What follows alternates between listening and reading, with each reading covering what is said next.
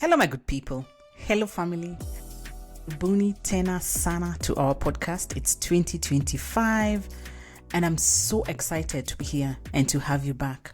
If you're new here, even though, to be honest, I feel like we are all new, I cannot believe it's been more than a year. Life has lifed to the point that I had to say, you know what? Let me life this life now. Yeah. All in all, good things take time, so we are back, refreshed and ready. Allow me to reintroduce myself. I'm your host, Linda Mack. I like to think of myself as that fire that is igniting those much needed family conversations on finances. Now, let me ask you, how many of us started this year with the traditional New Year resolutions list? We've bid January, February, and March goodbye. The first quarter is like far distant now, but to be honest, I'm sure many of us have missed those many gym sessions, or we've skipped our budgeting sessions as well, and kind of like even forgotten why we even started in the first place. No judgment. And to be honest, statistics show that about 80% of New Year resolutions fail by February. So if you're feeling the pinch, just know you're not alone. And that's why I want to dedicate this first session of ours on goal setting. Not just any goals, but setting goals that stick, goals that transform, and most importantly, goals that align with our individual family values and future aspirations. So let me give you a quick example. Maybe it's just you, or someone who at the beginning of the year they told you, you know what, by June I'm going to buy a car. But they had not really looked at, so what's my budget? How much do I want to spend on this car? What are the costs that are associated with me acquiring this car? What car would be practical for me if I have a family? Which car would be economical for me and still versatile to be used by my family? By the time they reach March, because that goal was very vague, it becomes a source of frustration. Yeah?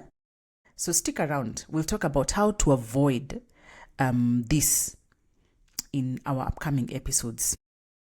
Now, you know me, I like starting from the basic, the very basic. So we start with, so what are goals? And what does goal setting really mean for us? So at its core, a goal is simply a desired result that you want to achieve. And the key word for me here is the word desired. And that's not by accident, because desire is what gives your goal its emotional weight. You are more likely to pursue something and pursue it consistently if you truly want it. Without desire, your goal just becomes a chore, and that goal list that you're making becomes just another to-do list, which is very hard to sustain. Now, why am I insisting on this word desire? One, desire invites the emotional investment. Because if you think about it, as human beings, we are not just rational beings. Emotions play a very big role in the way we act. Now, a goal that is rooted in your desire connects your head and your heart, and that makes you even more committed. You become emotionally invested, which in turn increases your persistence. So that's one reason. The second one is, for me, I feel like the desire reveals the authenticity around that whole process of the goal setting and goal achievement.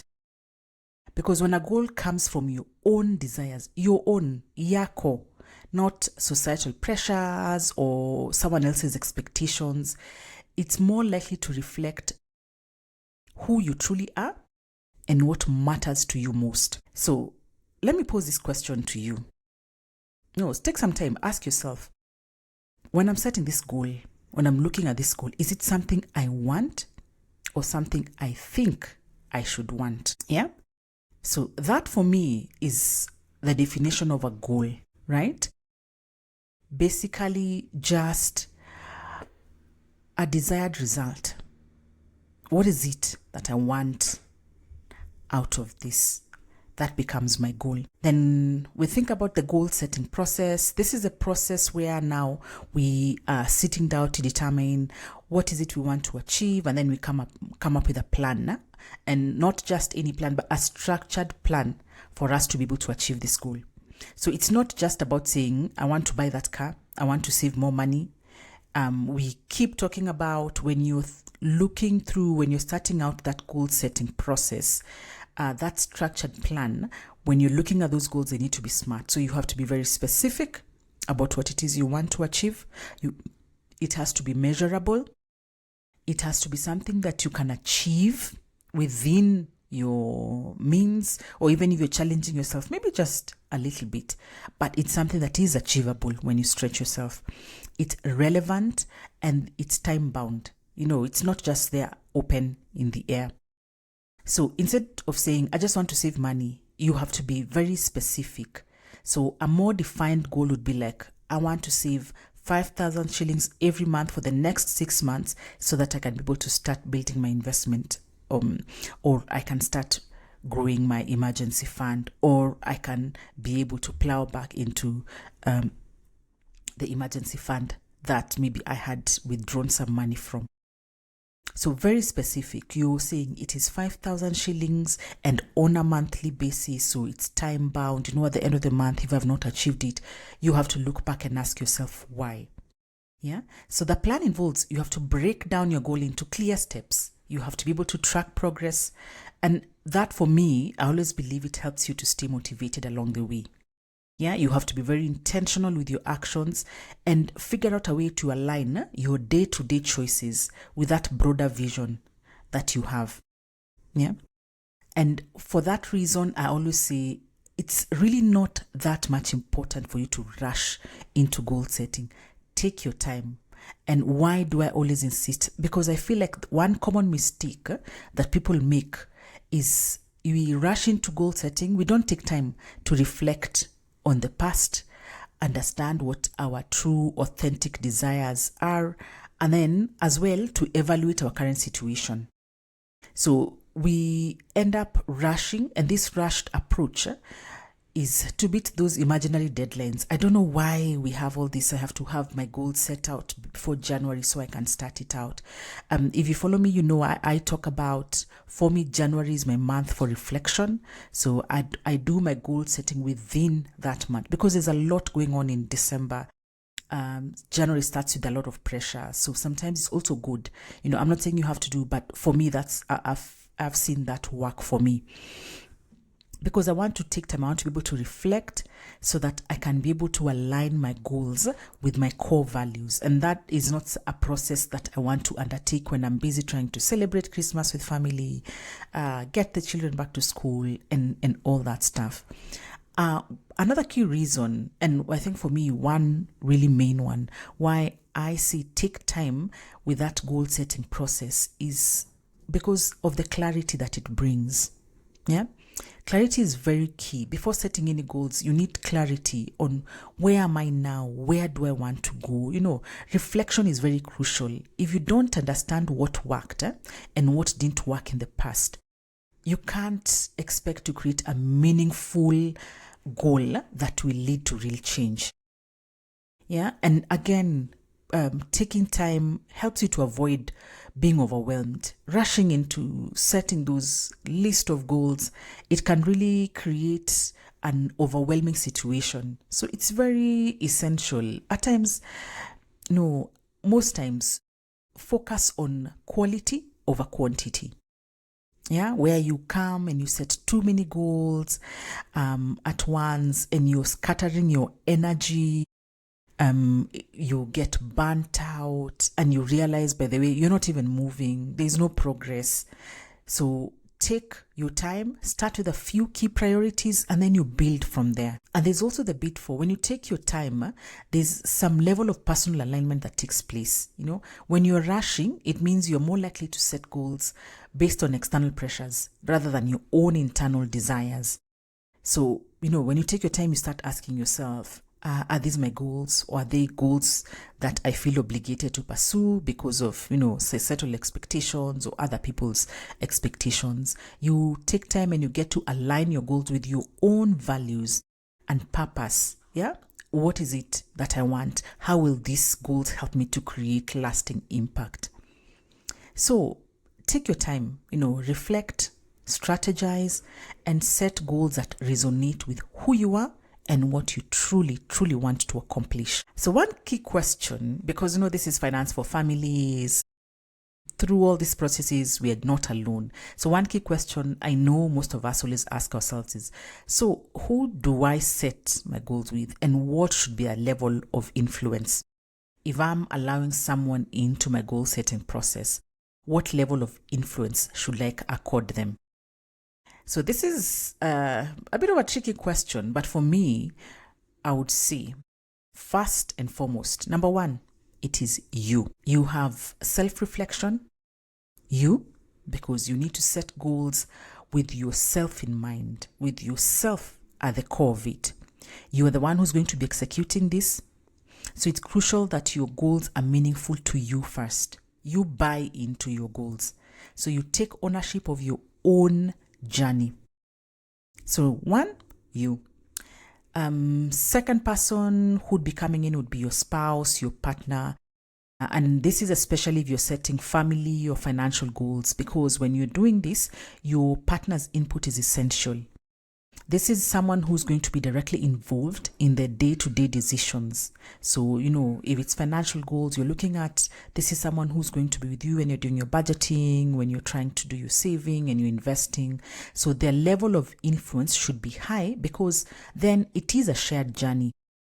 And because of that, you need to look into having open, honest conversations about the financial priorities, the aspirations, and how you can be able to work together to achieve them. So your spouse or your partner comes second. Third for me would be the mentors or coaches, the professionals who can be able to come in and help you. So depending on the goals you're setting, mentors or your coaches, they can come in and provide very valuable advice. So their influence might not be as direct in terms of like maybe the day-to-day actions, but they can help you to refine these goals and bring in their expertise, and also help to hold you accountable, which I find very, very important. So like for me as an investing coach, I guide my clients through their own financial goal setting. I offer actionable strategies, and I help them to create those personalized financial plans, and I hold them accountable. Yeah. So that for me would be third, your mentors or your coach. And then fourth, we're looking at your family and your close friends. And this would be more like for personal goals that may not really involve finances as such, but more of goals that relate to your lifestyle or your own personal growth. So you're thinking about your closest friends or those family members that can offer support and encouragement. So their influence can be strong, but it should be positive. Yeah, I know not all family is family. Not all friends are friends. So you need to be able to keep the naysayers in check. Surround yourself with people who believe in you, who buy into your vision, and they're looking for ways to be able to support you, and they will encourage you to stay on course. So I think those four are the key that I would think you can involve in your goal setting process, and the level of influence as well that you can accord them through that. But ultimately, your goal setting process for me should involve people who encourage your growth. So those ones that either contribute directly or help you to stay motivated along the way. Yeah. So it's also very important, and you need to be on the lookout for this, that their influence does not overshadow your own voice. You are the one on the driver's seat, so be sure that for those goals that you have, you've aligned your goals with your core values and your needs. Yeah. All in all, please remember, goal setting is not a one-time event. Yeah. For me, I always view it as an ongoing process for growth, for reflection, for action. So if you're out there and you're thinking, we're already 4 months into the year, I feel like I'm too late, I haven't set goals, or, I've not even started working on the ones that I've set.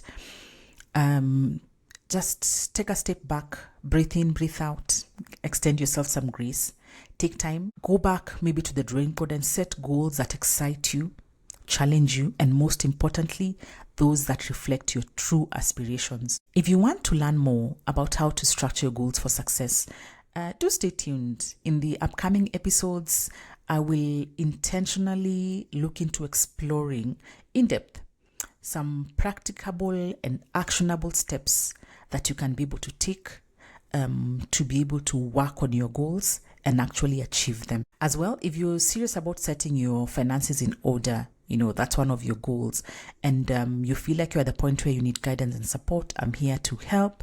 I've got personalized coaching programs to guide you through creating a roadmap for your financial goals.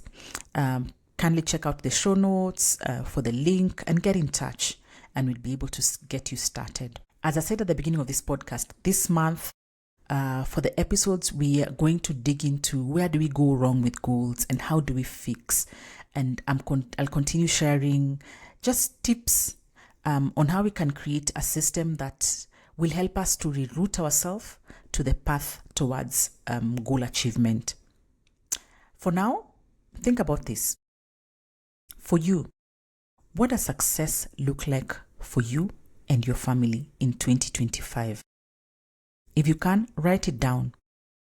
And as we go through the episode, I'm hoping that we'll be able to start that process of working on making it a reality. That's it for today. If you found value in today's episode, show some love to the Finance for Families podcast by subscribing, leaving a comment or review, and as well, share this podcast with your family, friends, and friends of friends. As well. That's it for today, family. Again, the Finance for Families podcast is here to ignite open, honest conversations about money and investing in our families. Let's get talking and empowering each other for a better financial future for all of us. Thank you so much for today, and see you on the next episode.